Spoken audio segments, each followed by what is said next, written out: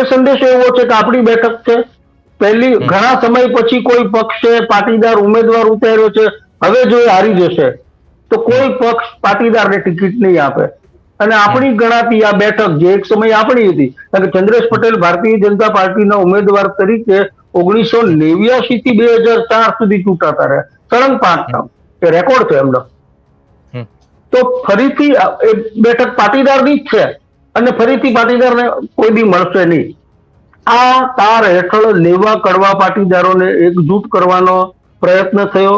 નરેશ પટેલ ખોડલધામના સર્વે સર્વા કહેવાય, એમણે પણ આ પસંદગીને આવકાર્ય ગણાવીને આડકતરો સંદેશો આપ્યો. તો આ મુદ્દો એવો છે કે ત્યાં જો લેવા પાટીદાર કડવા પાટીદાર કોંગ્રેસની તરફે ઝૂકે અને ક્ષત્રિયોએ જે પ્રકારે વલણ દાખવ્યું છે એ વલણ સાચું ઠરે અને ભાજપને બદલે કોંગ્રેસને મત આપે, તો ત્યાં બે પરિબળો નિર્ણાયક બને છે, મુસ્લિમ વોટર અને દલિત. મુસ્લિમ મતદારો આખા ગુજરાતમાં કચ્છ બેઠકથી લગભગ થોડાક જ ઓછા એ જામનગર બેઠક ઉપર છે. 2.36 અને મુસ્લિમ મતદારો યસ 2.5 લાખ આસપાસ તો છે જ, 2.5 થી 2.5 લાખ. એ મુસ્લિમ મતદારો નું વલણ અત્યાર સુધી એવું છે, સ્વાભાવિક છે કે કોંગ્રેસની વોટ બેંક બનાય, પરંતુ પૂનમબેન માડમના કારણે મુસ્લિમ મતદારોનો ઘણો ખરો વર્ગ, એક વર્ગ એવો છે મોટો વર્ગ જે ભારતીય જનતા પાર્ટીને પૂનમબેન માટેથીને મત આપે છે. કારણ કે માડમ પરિવારના મુસ્લિમ સમાજમાં પણ સંબંધો બહુ જ ઘનિષ્ઠ છે ગેલુભાઈ માડમના સમયથી, એટલે એનો ફાયદો પૂનમબેનને મળતો હોય.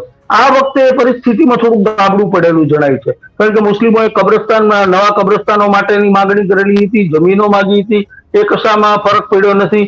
પ્લસ દબાણો હટાવવાનો મુદ્દો પણ ત્યાં જામનગર જિલ્લામાં બહુ જ ચર્ચાસ્પદ બન્યો છે, જેનો મુસ્લિમોમાં નારાજગી છે. આપણે જાણીએ છીએ દેવભૂમિ દ્વારકામાં, બેટ દ્વારકામાં જે દબાણો હટાવવાની કામગીરી થઈ પછી આખા જિલ્લામાં લાગુ થઈ, અને એની સામે પણ મુસ્લિમોની નારાજગી છે. એમાં મુસ્લિમ એવું માને છે કે સાંસદને અમે મત આપીએ છીએ, પરંતુ સાંસદ આવા સમયે અમારી મદદમાં અમારી સાથે ઉભા રહ્યા નથી.